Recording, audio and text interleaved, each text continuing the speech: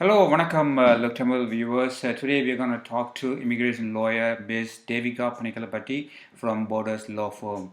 She has been in the industry for 20 years and she has completed her degree at Migrate University, Montreal. And we have all her contact info in our description of the video. You can contact her and ask your questions if you have any doubts or if you're planning to migrate to Canada. If you like our video, please subscribe to our channel and like the video too. Thank you so much for your time. Let's go and meet Ms. Devika Penekelapati now. Thank you. Uh, Thank you, Ms. Devika, joining us on this session to give us some intro about yourself to our looktamil.com visitors. Glad to hear your brief intro. Thank you, Bala, for having me on this platform. And hello, everyone. My name is Devika Penekelapati. I am an immigration lawyer based in Toronto, Midtown.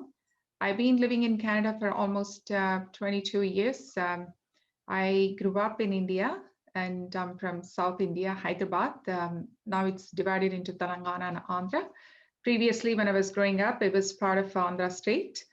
And yeah, I moved to Canada in late 90s to pursue my studies in law. I graduated from McGill University with a law degree, and then I went to University of Ottawa to pursue my master's in international law. And because I don't speak French, so I didn't have much of a choice to move to Toronto, where I could practice law, and also it's very multicultural. The province of Ontario, and especially Toronto. That's one of the reasons I moved to Toronto in late in 2001. And since then, I've been practicing law. I was working for a major firm, and that was bought out by PwC. I worked for a few years as an associate, and then I ventured on my own, started this firm, Borders Law Firm, in 2000 with another partner. I'm now a managing partner and also a founding partner of the Borders Law Firm. It's been a good 16 years. I must love what I do. Of course, I do.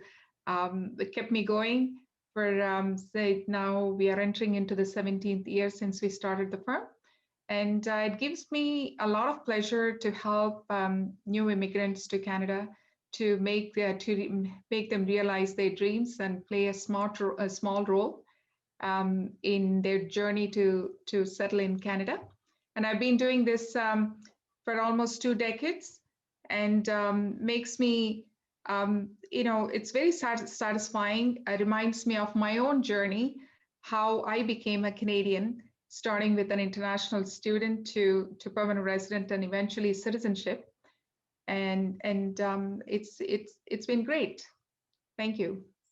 My first question would be how professionals from India they can migrate to Canada, like what they have to do, what are the process behind it? Can you elaborate on that, please? Sure. Happy to elaborate, and it's a great question. Of course, every day I've been asked this question almost every single day. Oh. Yes, Canadian immigration system is actually based on skilled worker programs. That's actually a major immigration pathway to Canada. It's based on the point system. So if you have a bachelor's degree and work experience in any skilled occupation, let's say engineers, accountants, or sales managers, or nurses, doctors, any profession, if you have skilled work experience, you qualify as a skilled worker, and you can apply to Canadian immigration as federal skilled worker program. And there's a point grid. As long as you have a passing mark, which is 67 out of 100 right now. And then we also recently, in a few years actually, the Canadian government introduced Express Entry program, where you create a profile as long as you qualify under the Federal Skilled Worker Program or Canadian Experience Class, which is basically for people who are already in Canada. But people overseas, applicants who are living outside of Canada, they can only use 2 programs at the moment, federal skilled worker program and federal skilled trades class for cooks, chefs, and also tradespeople, electricians, plumbers. They also qualify under the skilled trades program. So once they, and then it's not automatic the way it used to be. So once you create a profile, they have draws every 2 weeks. So whoever scores high, let's say now the cutoff mark is 460 above, usually it's actually 470s. Whoever has the highest points and whatever is the cutoff mark, if you're picked up, then you will receive an invitation to apply. And then the rest is just making an application after you receive an invitation, and it will take around 6 to 8 months to be granted permanent resident status. Do they have to go through any exam, English-related tests, like any exams they have to go through? Yes, they do. For all immigration applicants to Canada, whoever wants to immigrate, either as skilled workers or entrepreneurs, they all have to take the English proficiency exam, IELTS general, and federal skilled worker applicants have to score CLB level 7, which is language benchmark. That's what CLB stands for. And 7, the score 7 translates to actual score 6 in each skill. There are 4 skills: speaking, reading, writing, and listening. And they need to score 6 band in each skill set to qualify. That's the minimum language requirements. And apart from IELTS, they also have to apply for credential evaluation through WES, World Education Service, if they have post-secondary education that's done outside of Canada. So back in the day, applicants could just send their educational documents, transcripts to the visa post in support of their educational credentials. Right now, it's been a few years that the Canadian government has introduced outsourced to third-party organizations like WES and ICAS, where the applicants have to obtain educational credential assessment, ECA reports, before they start the application process to become permanent residents of Canada. Oh, that's a valuable info. The other question is, if a businessman wants to migrate to Canada, he doesn't have any proper education or like professional level education. What's the process behind it, like to emigrate to Canada? Interesting question, Bala. It's actually, we come across these questions often because not only, let's say, people who do not have a lot of education, but also applicants who are in their 40s and 50s. As you know, Canadian immigration programs are designed for skilled workers and also very young applicants in their 20s and early 30s. So, but let's say, coming back to your question, for someone who doesn't have university education and also not strong English in English, IELTS score, high proficiency in English, there are programs to come in as entrepreneurs and also investors. At the moment, what our firm is actually helping is the owner-operator program, where clients can come and invest in an existing business or buy a new business. And through their investment, there is a pathway to immigrate to Canada.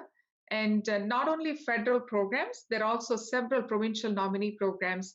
They're attracting very aggressively foreign investments. So there are pathways for investors and entrepreneurs not to lose hope just because you don't have university degree, because the applicant's business experience counts.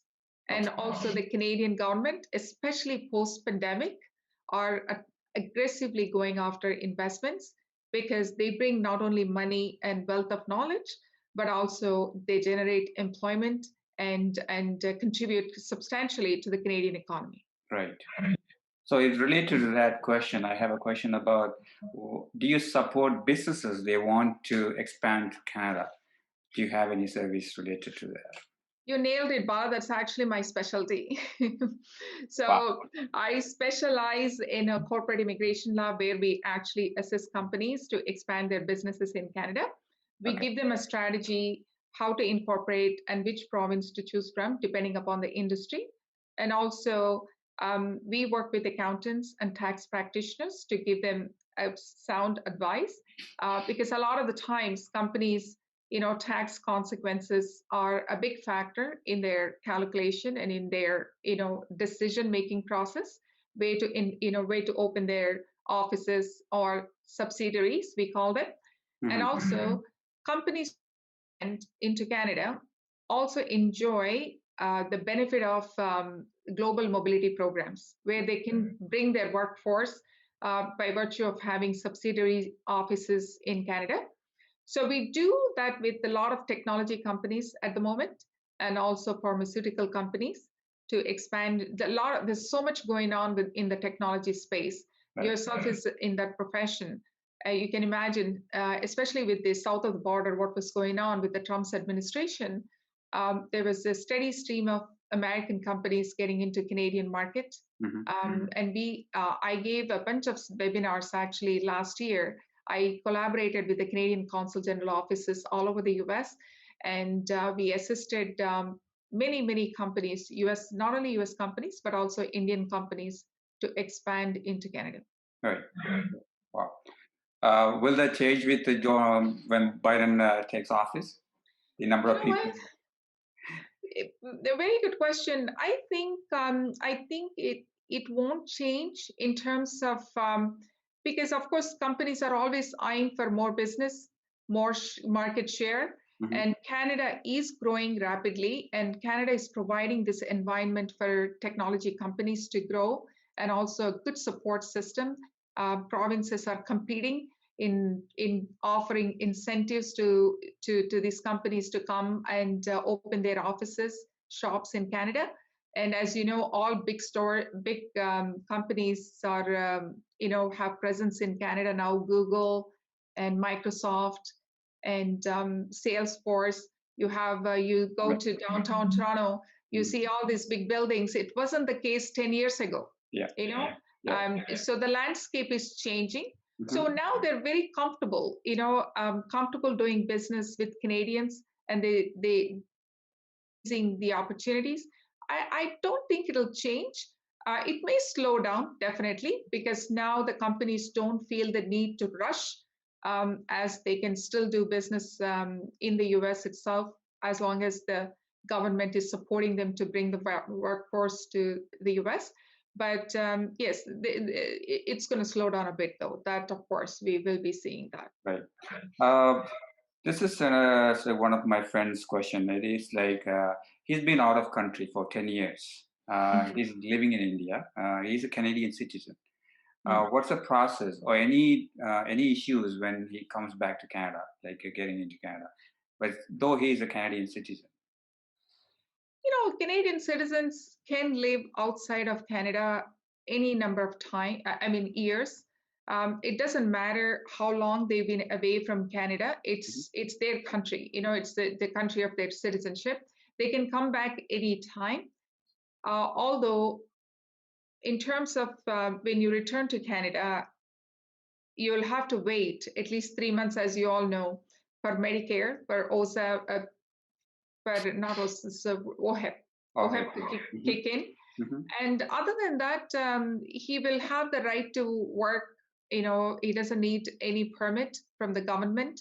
And tax, of course, we don't. I'm not. I won't be able to advise you on tax matters. When they come back in, there are some consequences. You become a tax, resident for tax purposes after leaving for 6 months. As far as the citizenship is concerned, legal status, I don't think any impact. I don't see any impact for long absence or residency that they have in foreign jurisdiction. Right.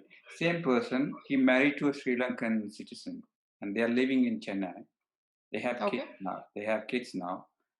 They are aware that the family has to go and register the children. They consider as Canadian or Sri Lankan. I'm not sure, what their status.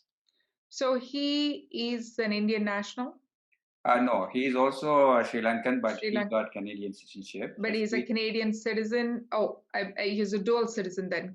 Sri Lanka, does No, Sri Lanka he's no more Sri Lankan citizen, but he born is in a Sri Canadian Lanka, citizen but residing in India, in and he India, married and a Sri Lankan. Okay, so wife is Sri Lankan. wife is Sri Not a Lankan. problem. The children are citizens by virtue of having a father, one of the parents, as a Canadian citizen.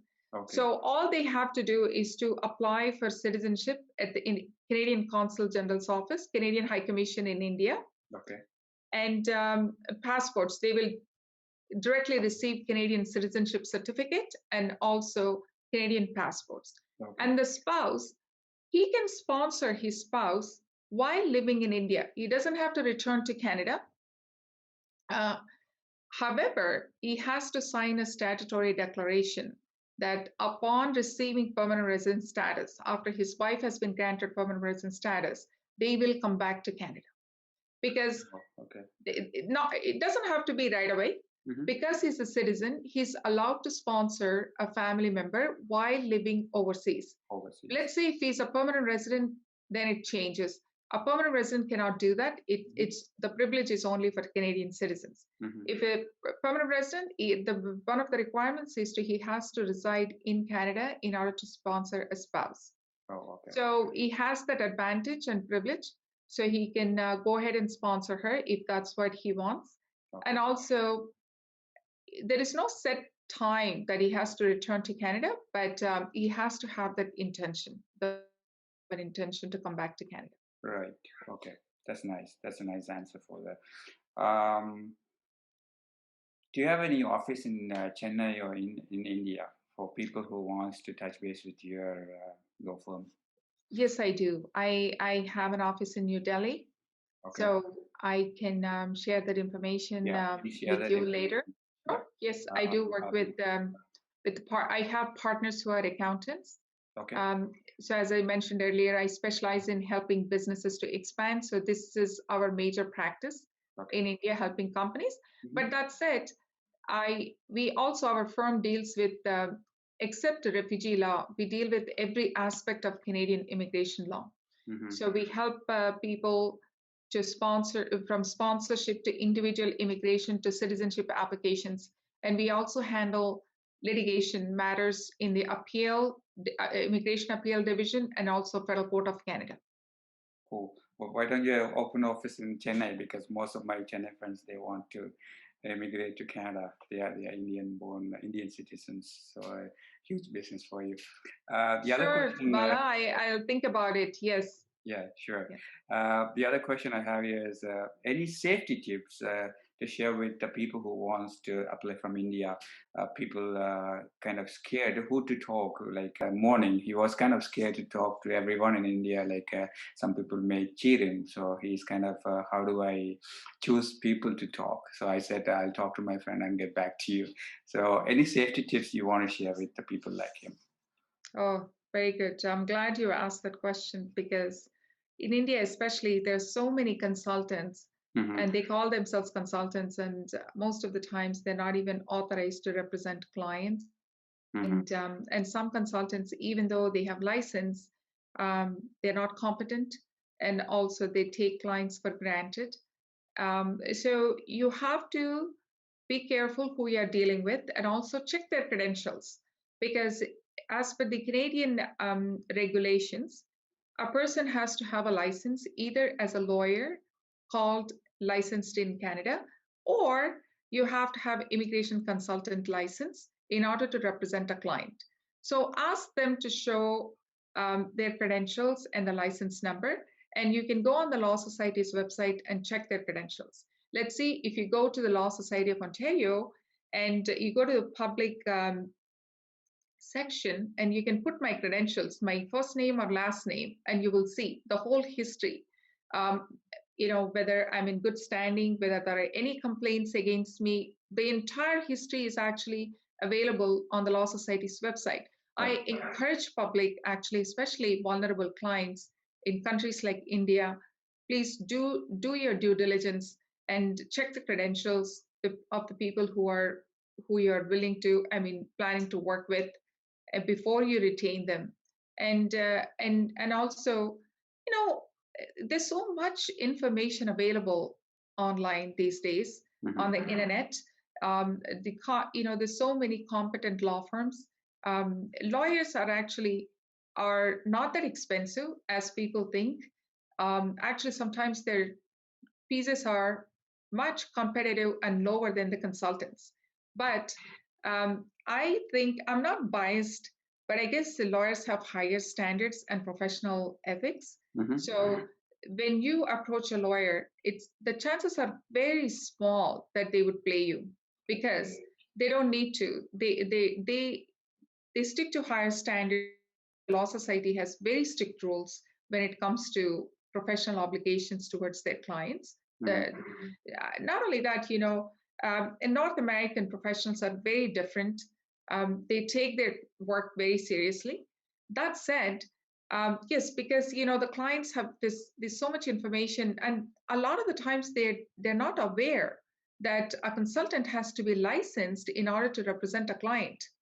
So that's actually lack of knowledge and is causing and also making people lose their money and also get played by these consultants and giving a bad name to the entire community. Right. But don't be afraid. Call or email law firms who are based in North America. These days, you don't have to see your lawyer in person. We actually schedule Zoom calls. You see, now I'm talking to you. It's as good as sitting in front of me and doing a consult.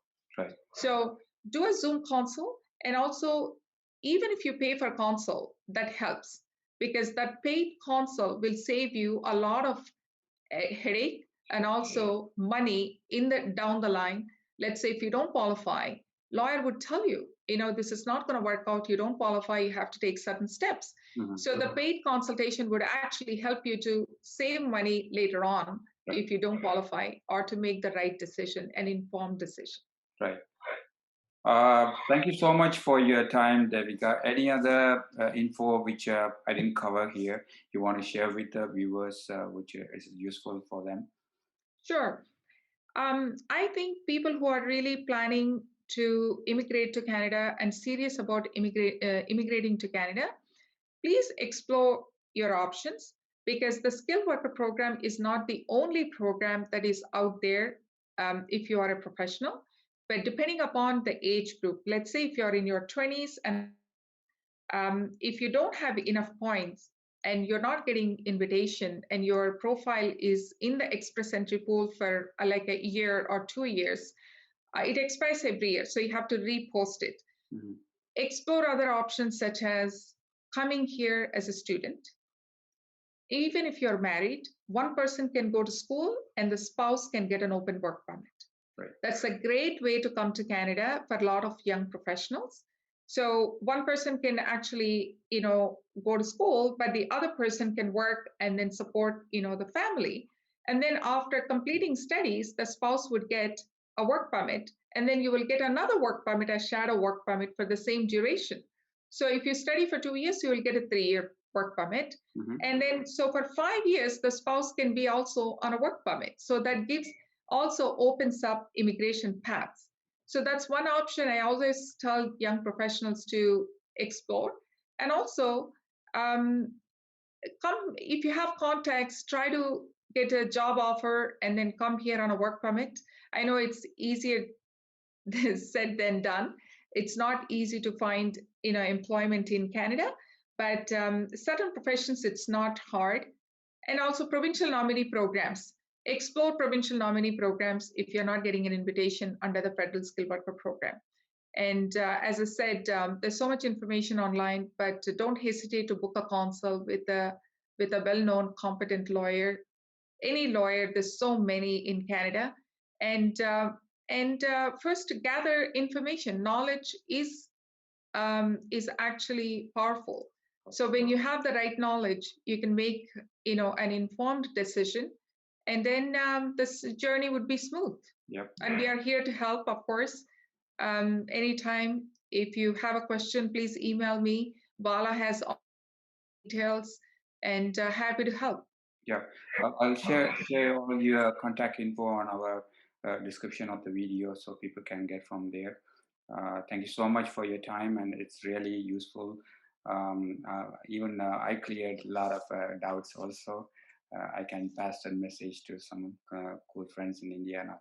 Thank you so much for your time, Devika. Thank you, Bala. Thank you for having me. And it's really great chatting with you, and all the best with your website and also for the new year. Happy New Year, by the way, and happy Pongal. Happy Pongal and Happy New Year to you. Thank you so much. Thank you. Bye. Bye.